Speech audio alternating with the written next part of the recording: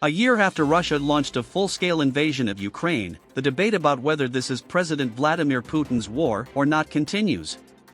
Anti-war Russians, many of whom have sought refuge outside the country, blame the Russian president. For them, his delusions and paranoia have caused a turn to neo-totalitarianism at home and military aggression abroad.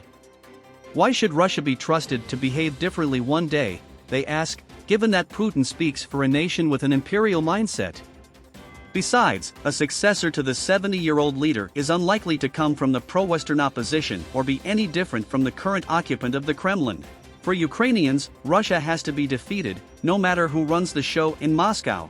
But what about the European Union? Has the war moved its relations with Russia, cultivated so carefully for so long, past a point of no return?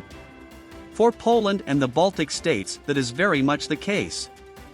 For a year now, they have had their told-you-so moment.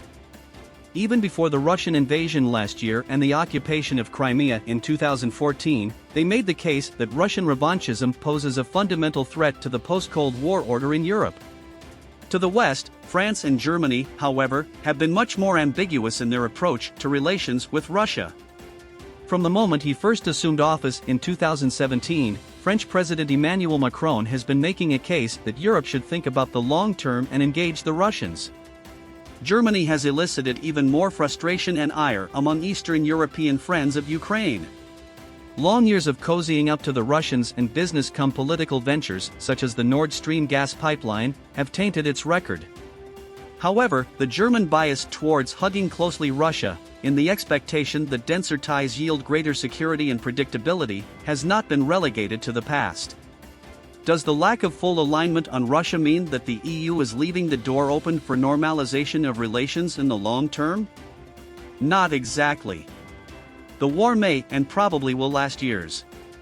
So long as there is fighting, it is hard to envisage any form of productive diplomatic engagement, let alone rekindling political and economic links.